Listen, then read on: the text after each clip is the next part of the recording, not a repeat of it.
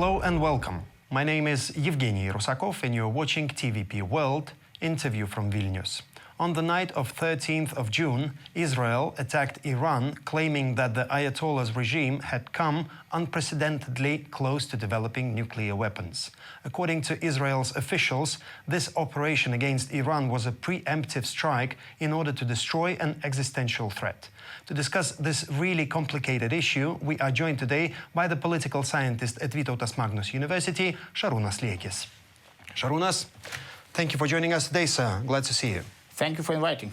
Let's start with the basics. What is the history of relations between, what is the complicated history of relations between Israel and Iran? I would rephrase a little bit the question. What are the complications of the relationship between Islamic Republic of Iran and the West generally, the West and basically Americans? When we say, the West, we speak about the Americans. Actually, before 1979, Israel and Iran were basically at they had a good relation. At the same table. Basically, they were the allies, both the allies of United States. And we're having pretty good relationship. Though, at that time, this was Shah's regime. And when we are talking that there is a regime right now, what was the regime before, nobody speaks about.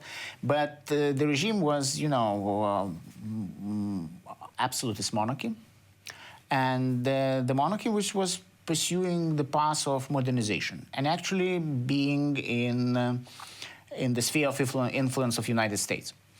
And actually, the policies that were pursued by the Shah's Iran were not met with satisfaction by the majority of the population. The changes were too rapid, the changes were incomplete, there were, big inequalities, social inequalities, which were created also by the reforms. And actually, when the revolution took part, the majority of the people de facto supported revolution. The referendum for the new theocratic Iranian constitution, got nearly 90% of the support of the population. That was in 1979? In 1979. Okay, what happened after?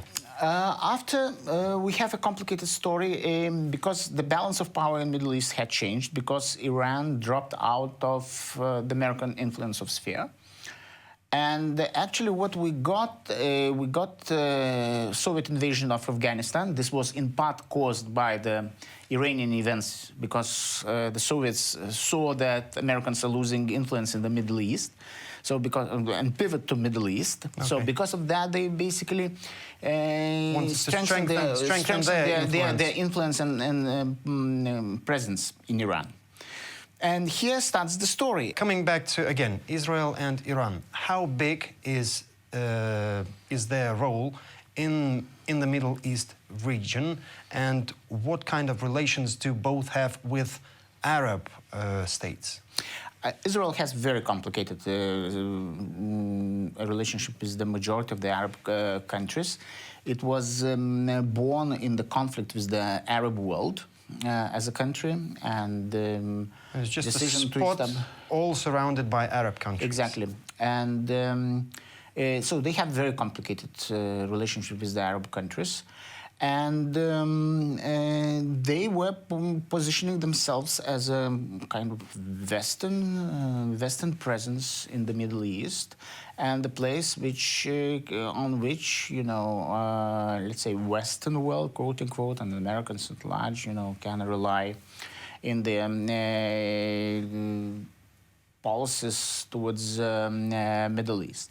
Right now, Iranians, because they are the third path in all the development, and they have growing power after '79, having 10 years of Iraqi-Iranian war, dropping many of the projects, including nuclear, from the previous regime. But later, Khomeini saw that this is the most inhumane energy and also the weapon if to build, nuclear bombs, yes, etc.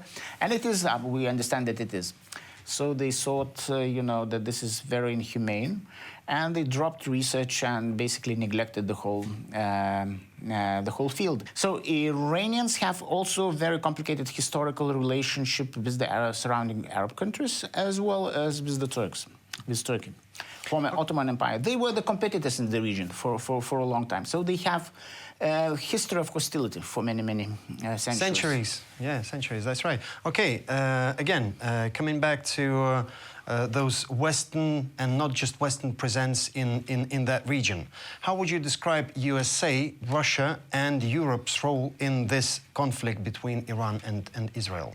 For a long time, there were attempts, to normalize the relationship with Iran. And primarily, interest was laying in the field of economics, because it's an oil economy.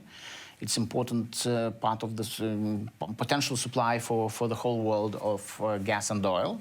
It's an important player in the whole system of gas and oil supply. And there were periods when, after 1979, we had for example, in 2016, there was a deal on Iranian situation generally, and on a nuclear deal, which was basically then obstructed and destroyed with Trump's administration, Trump administration. Europeans were happy for that. Americans signed it before Trump, and then Trump destroyed it. And the argument is that this was done under the pressure from Netanyahu. So Israelis don't have an interest in appeasement of the situation, because in terms of power, whatever is the nature of the regime in Iran, it's still a challenge in terms of power to the dominance and to the traditional role of Israel in the Middle East, as it is seen by Americans. And they're afraid that if Americans make a deal with the Iranians, Israel's importance go down. And de facto, Iran is the country which can challenge Israeli dominance in Near East. I wouldn't say in the whole Middle East, but in Near East. And has a potential to destroy Israel, even without the nuclear weapons. USA, it's pretty much clear. How about Europeans are, because they were for a long time, I mean, after the collapse of the Soviet Union, they were on the whole social bloc. So they were not in terms of hard power, they were not independent players. I mean, so they basically would play along U.S. interests in the region. However, already by 2015-16, seeing possibility and seeing the troubles that are coming from Russia in Ukraine, trying to, and Obama's administration actually at the same time, trying to take away one of the sources of tension. It means Iranian issues, because they saw that the primary issue probably is Russian-Ukrainian issues and EU-Russia issues. More important. So they were leaning towards a kind of agreement. But Trump acted more ideologically. And you remember Trump recognized, for example, Jerusalem as the capital of Israel, then had recognized Golan Heights as an integral part of the state of Israel. De jure had recognized these parts that were taken from Syria. So it was a rather complex, very often driven by all kinds of ideological, I would say, superstitions, very often idiosyncratic ideas about how the world should look like, and not looking at the real consequences of one or another step. Those Iran's nuclear ambitions, how dangerous are they? Americans actually, for all time in all Middle East, were trying to prevent build-up of nuclear infrastructure, for example, for United Arab Emirates, for Saudi Arabia, etc., etc.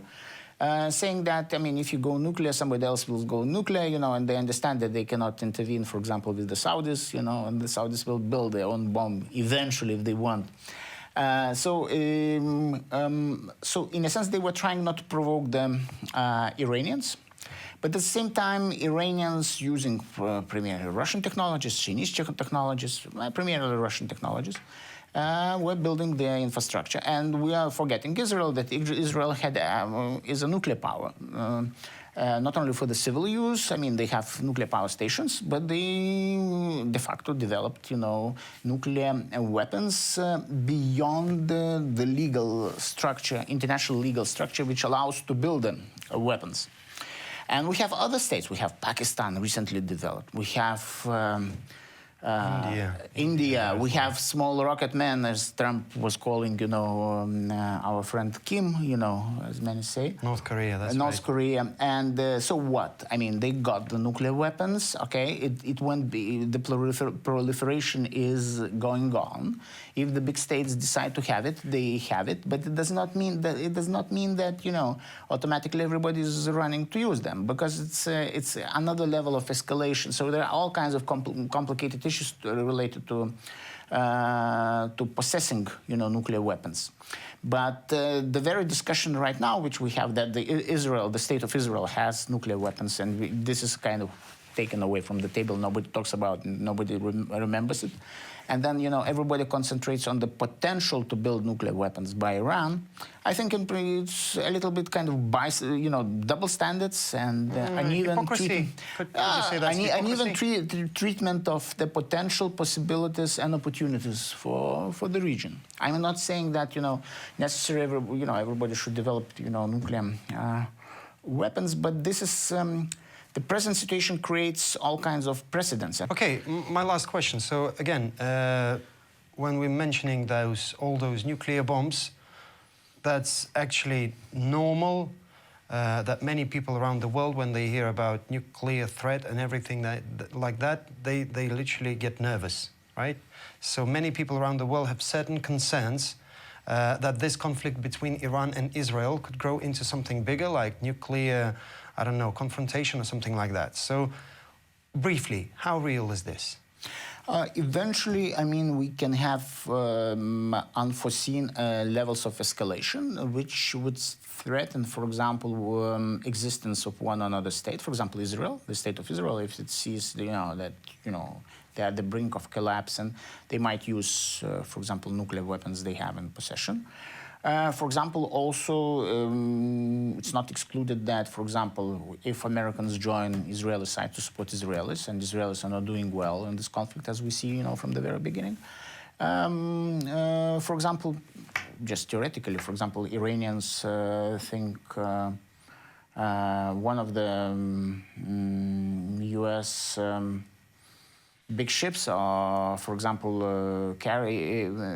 Air Force carriers, for example, goes down, which is they are run on nuclear, for example. Okay, so it's a nuclear technology with 5,000 crew on the ship. That's right. And then with 150 planes, and all this because of Iranians suddenly use the rockets, for example, supersonic rockets. Which they have a lot.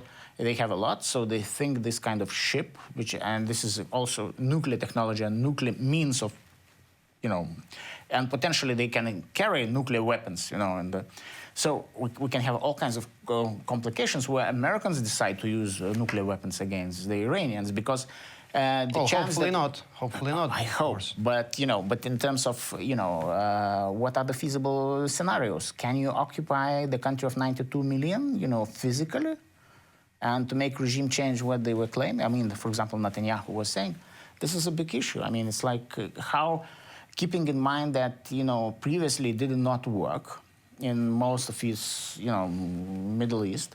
So why should we expect that it should work in this case? I think we'll create more problems, more refugees, etc., etc. So there is no. I don't think a military solution is a solution in all this.